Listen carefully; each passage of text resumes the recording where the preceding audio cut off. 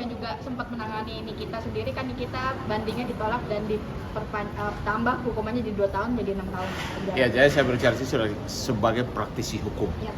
Saya dari awal sampaikan bahwa sebenarnya Nikita itu hanya kena undang-undang ITE. Jadi putusan Pengadilan Negeri Jakarta Selatan itu kan 4 tahun. Lalu dibanding kan diharapkan bebas atau minimal kan hukumannya turun. Ternyata hukumannya jadinya 6 tahun. Tapi pertimbangan hakim, kalau saya lihat bahwa di situ menurut hakim Pengadilan tinggi bahwa ternyata itu dari hasil pengamatan atau dari hasil para hakim itu memutuskan bahwa ternyata ada uang yang ada pemerasan ya, ada dugaan pemerasan, itu uangnya dipakai untuk membeli aset. Bayar cicilan rumah. Ada cicilan rumah, makanya dianggap bahwa pemerasan itu ternyata terbukti. Tetapi saya mau sampaikan kepada tim PH-nya Nikita, saatnya kalian mempersiapkan segalanya untuk lakukan upaya kasasi. Karena nanti di kasasi itu adalah putusan di mana Nikita akan dieksekusi untuk menjalankan putusan itu, atau dia bisa bebas atau hukumannya malah menurun ya. Saya berharap hanya ITE saja yang dikenakan kepada Nikita. Jadi kita masih punya upaya hukum. Jadi bukan berarti putusan PT itu sudah langsung selesai urusan ya. Nikita bisa langsung divonis 6 tahun dan denda 1 miliar ya. Tetapi kalau saya lihat bahwa kita semua percaya bahwa penegakan hukum itu kan harus objektif, harus melihat dari segala sisi. Saya dari awal sampaikan bahwa sebenarnya tidak ada pemerasan dan yang namanya dugaan pengancaman. Kenapa? Karena saya ini adalah pengacara saksi mahkota daripada Nikita, itu Dr. Oki. Bahwa dari awal orang yang ngebet sekali mau ketemu Nikita itu kan memang pelapor melalui Dr. Oki, dan ada tawar-menawar terkait dengan masalah endorsement, ada pekerjaan. Sebenarnya yang berlaku undang-undang tenaga kerja.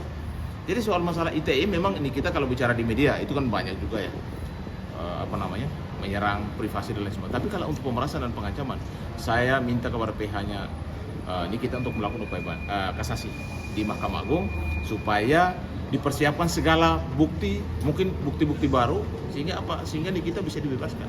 Karena Nikita sudah menjalankan 1 tahun penjara ya, ditahan. Dan kalau urusan ITE itu kan ancaman di bawah 4 tahun, dan biasanya ya yang diterapkan hukuman tuh divonis kalau ITE itu kan hanya setahun dulu. Jadi mudah-mudahan dengan hanya ITE yang terbukti, Nikita bisa pulang ke rumah. Oke Bang, yang menarik ini kan ada pasal TPPU-nya akhirnya mencuat, akhirnya muncul, dinaikkan lagi. Mungkin seperti apa sih Bang? Ya kalau itu udah pasti dengan sendirinya, karena kan pemerasan terbukti kan, uang yang dipakai kan ternyata kan untuk membeli rumah, ya kan, untuk membeli aset, dan ini kan pasti akan dikejar soal TPPU-nya kalau memang pasal pemerasannya terbukti. Tapi kan masih ada upaya lain, upaya kasasi nanti. Ya kita lihat aja, masyarakat tunggu aja. Masih ada upaya lain. Mungkin ada bukti baru seperti apa yang mungkin bisa meringankan kita di tingkat kasasi? Ya kalau menurut saya memang tim pengacara ini kita harus mempersiapkan segalanya ya.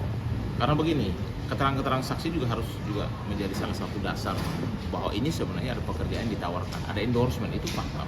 Dr. Oki menjelaskan bahwa yang berkali-kali menghubungi ini kita untuk pertemukan lewat Dr. Oki kan memang pelapor. Itu fakta, karena saya pengacaranya sebagai saksi mahkota itu Dr. Oki sendiri, dan segala macam komunikasi mereka lewat WA, lewat media sosial, bahkan lewat video call kan saya tahu. Bang, tapi kalau kesepakatannya hanya sebatas lisan, artinya tidak ada hitam di atas putih, itu gimana Bang kalau secara hukum Bang? Ya kalau begini loh, hukum itu kalau 2 orang bersepakat, itu kan hukum sudah berlaku selama keduanya punya etikat baik. Makanya sekarang harus pembuktian ketika di kasasi itu harus ada bukti-bukti yang harus mendukung kita agar Nikita itu pasal pemerasan TPPU dan pasal pengancaman supaya jangan sampai itu terbukti atau itu memang dihilangkan. Karena posisi Nikita itu hanya, saya lihat dari awal bahwa hanya ITE-nya saja. Makanya saya bilang nanti kita uji dulu lah, kita uji di kasasi ini. Ya. Mungkin terakhir kalau untuk Nikita sendiri Bang, kan baru tim sebelumnya ada kemunculan untuk mengajukan kasasi sendiri. Tapi kan kalau kita lihat tuntunan hukum Indonesia biasanya itu yang melakukan kasasi atau kemarin banding seperti ini malah ujung-ujungnya bertambah. Berapa mungkin ya bertambah sendiri kalau sebagai pakar hukum Nikita akan bisa bebas? Ya kalau saya sih yang saya lihat dari awal ya perjalanan kasus ini, kan saya dari awal kan monitor benar kasus ini. Bahkan saksi mahkotanya itu Dr. Oki sama Dr. Samira, itu kan saya sebagai pengacara sama Bang Sunan. Sehingga kalau saya lihat dari awal bahwa ITE-nya yang terbukti. Kalau nanti kita lihat ya, uji dulu lah di kasasi supaya semuanya terang benderang. Ini kita juga mendapatkan suatu kepastian hukum dan keadilan. Kalau menurut saya juga ini kita perlu juga keadilan. Dia seorang ibu dan dia juga bukan asal datang ke minta uang atau meras atau ngancam, tapi kan posisinya kan si pelapor yang memang dari awal yang mau ketemu sama kita menawarkan suatu pekerjaan, yaitu endorsement. Dan kalau itu terjadi, terbukti, itu kan undang-undang tenaga kerja, bukan? Berarti ada kemungkinan besar Nikita Pang tidak akan bebas. Kalau kemungkinan besar ya, kenapa? Karena kan yang kita arahkan kan hanya soal masalah pasal ITE. Kalau pemerasan dan juga pengancamannya, apalagi TPPU, itu saya rasa tidak akan bisa ya. Mudah-mudahan di kasasi nanti ini kita bisa mendapatkan keadilan. Jadi bisa pulang lah. Itu bang di kasasi bertambah itu bang. Soal bertambah tidak ya, kita nanti lihat dari prosesnya ya. Tapi kalau putusan pengadilan kan kita harus hormati ya.